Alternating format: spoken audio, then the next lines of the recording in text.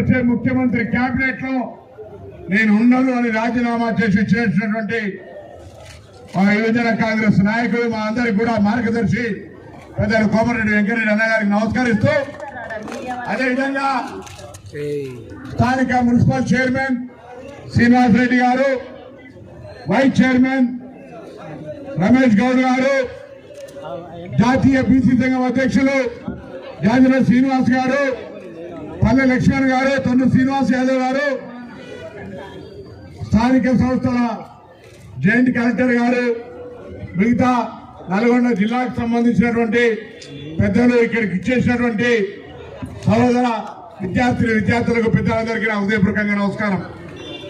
ఈరోజు ఎప్పుడో ఏప్రిల్ 11, 1827లో పుట్టిన జ్యోతిబా పూలే, ఎప్పుడో జనవరి 3,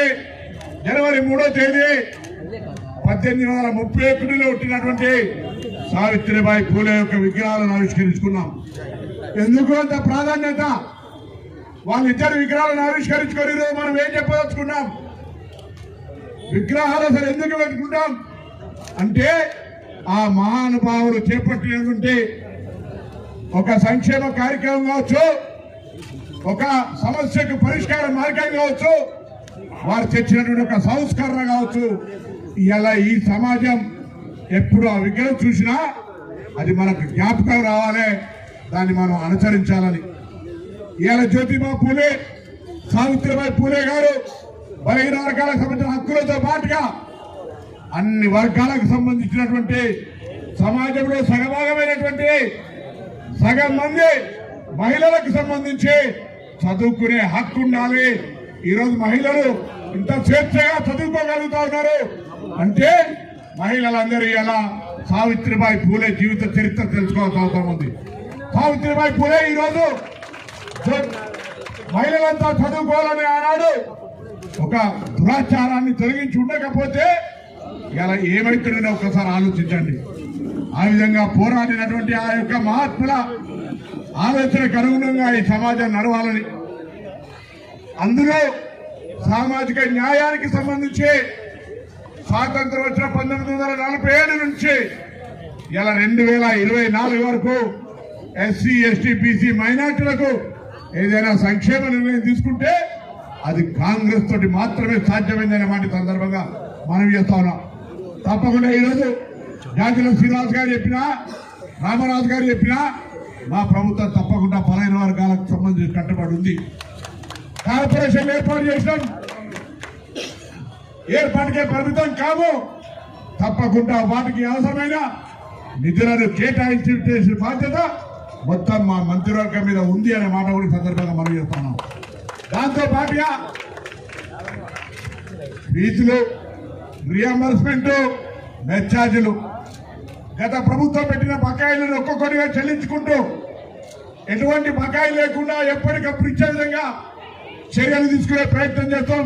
ఇంత పెద్ద ఆర్థిక సంక్షోభం, ఆర్థికమైనటువంటి లోటు ఉన్నప్పటికీ కూడా మరి పరిపాలన దక్షత కాంగ్రెస్ పార్టీ నాయకత్వానికి తెలుసు కాబట్టి అన్నిటినీ అధిగమించి ముందుకు పోయే ప్రయత్నం చేస్తాను. ఈరోజు జ్యోతిబా పూలేకు సంబంధించినటువంటి గురుకుల పాఠశాలల్లో కావచ్చు, లేదా సంక్షేమ హాస్టల్, ఇక్కడ గురుకులాలు 15 ఉంటే హాస్టల్ 26 హాస్టల్ ఉంటే హాస్టల్లో 5,000 మంది చదువుతా ఉన్నారు. 15 గురుకులాల్లో 6వ తరగతి నుంచి డిగ్రీ దాకా ఉన్నాయి. డిగ్రీలో కొన్ని ఖాళీలు ఉన్నాయి. నేను విద్యార్థుల తల్లిదండ్రులు తెలంగాణ వ్యాప్తంగా దాదాపు 4,000 ఖాళీలు ఉన్నాయి. భోజనము, వసతి, బట్టలు, పుస్తకాలు, అన్ని రకాల సౌకర్యాలు. మొన్ననే 6,000 మంది పర్మనెంట్ రిక్రూట్మెంట్ చేసుకొని ప్రైవేటుకు ధీటుగా విద్యను అందించే గురుకులాల్లో మరి విద్యార్థులు జైలు కావాలని ఈ రాష్ట్ర ప్రభుత్వం పక్షాన విడుదల చేయడం జరిగింది. తప్పకుండా ఆ ప్రభుత్వం మరొకసారి కట్టుబడి ఉందనే మాట మనం చేస్తాం. రామరాజు గారు చెప్పినారు, 1969 తొలి దశ ఉద్యమానికి సంబంధించి సజీవ సాక్ష్యం రామరాజు గారు. తప్పకుండా వస్తువు చెప్తా ఉన్నారు. ఆయన జ్యోతిబా పూలే బలహీన వర్గాల నాయకుడు.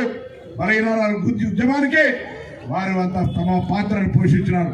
అదేవిధంగా తెలంగాణ ఉద్యమంలో, ఆనాడు తొలి దశ ఉద్యమంలో మీ పాత్రను ఎప్పుడు కూడా అనేక సందర్భాల్లో కోమటిరెడ్డి వెంకటరెడ్డి గారు ఉదాహరిస్తారు. కాబట్టి తప్పకుండా తెలంగాణలో ప్రజాపాలన మీ అందరి ఆశీర్వాదంతో కాంగ్రెస్ ప్రభుత్వం వచ్చిన తర్వాత తెలంగాణ అమరవీరుల కుటుంబాలకు 25,000 రూపాయల పెన్షన్ అతి తొందరలో స్టార్ట్ చేసే విధంగా చర్యలు తీసుకోవాలని నా తోటి సహచర ఉద్యమ నాయకులు కోరుతా ఉన్నాం. అదేవిధంగా వారికి ఇస్తామన్న 250 గజాల స్థలానికి సంబంధించి కూడా వెంటనే కార్యక్రమాన్ని ప్రారంభించే విధంగా వారి చర్యలు ఎంపిక ప్రక్రియ కూడా త్వరలో చేపట్టే విధంగా దానికి పెద్ద ఆర్థిక భారం పడేది కాదు, వాళ్ళకు కూడా ఒక ప్రాతిపాదికన అవి ఇచ్చే కార్యక్రమం జరగాలి. 1969 ఉద్యమకాలకు సంబంధించి లిస్ట్ ఉంటే వాళ్ళందరూ కూడా ఏ విధమైనటువంటి విధంగా సముచిత గౌరవాన్ని ఇవ్వాలో తప్పకుండా మంత్రివర్గంలో చర్చ చేసి మీ అందరినీ అత్యంత ప్రాధాన్యతగా గౌరవించుకునే విధంగా చర్యలు చేపడతామనేటువంటి మాట పెద్ద రామరాజు గారికి సందర్భంగా తెలియజేస్తూ మరొకసారి వారు చెప్పినట్టుగా 10 సంవత్సరాలుగా ఊపర్ శర్వాని అందరు పరిశాని బీసీలకు న్యాయం చేస్తున్నామని బీసీలకు సంబంధించి చాలా సంక్షేమ కార్యక్రమాలు తీసుకుంటామని చెప్పిన ప్రభుత్వం నేను బీసీ మంత్రి అయిన తర్వాత పోయి రికార్డులు లెక్క చూస్తే ఎక్కడ కూడా బీసీల సంక్షేమానికి ఆచరణీయమైనటువంటి కార్యక్రమం జరగలేదు.